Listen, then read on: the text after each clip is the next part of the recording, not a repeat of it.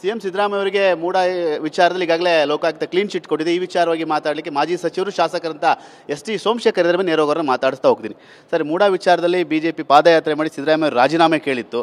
ಈಗ ಲೋಕಾಯುಕ್ತ ಒಂದು ಪ್ರಕರಣದಲ್ಲಿ ಸಿದ್ದರಾಮಯ್ಯ ಅವರಿಗೆ ಕ್ಲೀನ್ ಚಿಟ್ ಕೊಟ್ಟಿದೆ. ಸರ್, ಸಾಮಾನ್ಯವಾಗಿ ಅಲಿಗೇಷನ್ ಮಾಡಿದಂಥ ಸಂದರ್ಭದಲ್ಲಿ ಕರ್ನಾಟಕದ ಜನತೆಗೆ ಏನು ಸಿದ್ದರಾಮಯ್ಯನವರು ಅವ್ರ ಫ್ಯಾಮಿಲಿ ಈ ಥರ ಮಾಡಿದ್ದಾರೆ ಅಂತಕ್ಕಂಥದ್ದು ಒಂದು ಸಂಶಯ ಕೂಡ ಬರ್ತದೆ.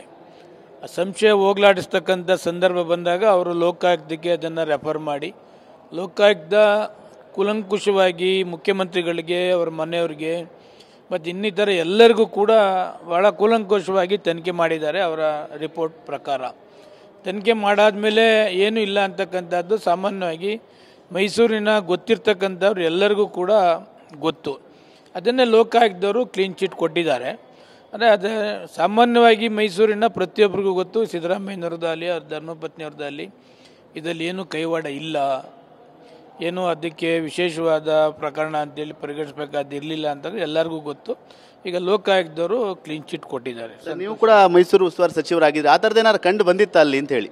ಇಲ್ಲ, ಯಾವುದು ಬಂದಿಲ್ಲ. ಅದು ಏನಾಗಿದೆ, ಸಿದ್ದರಾಮಯ್ಯನವರು ಒಬ್ಬರಿಗೆ ಅಂತಲ್ಲ, ಅದು ಸುಮಾರು ಜನಕ್ಕೆ 50% 40% ಸೈಟ್ನ ಕೊಟ್ಟಿದ್ದಾರೆ. ಅದು ಗೌರ್ಮೆಂಟೇ ಮಾಡಿರ್ತಕ್ಕಂಥದ್ದು ನಿಯಮ. ಯಾವುದು ಅಕ್ವಿಷನ್ ಮಾಡ್ಕೊಳ್ಳದೆ ಇದ್ದ ಸಂದರ್ಭದಲ್ಲಿ ಆ ಲ್ಯಾಂಡ್ ಲಾರ್ಡ್ಸ್ಗೆ ಇಷ್ಟು ಡೆವಲಪ್ಡ್ ಸೈಟ್ ಕೊಡಬೇಕು ಅಂತಕ್ಕಂಥದ್ದು ಕೂಡ ಇದೆ.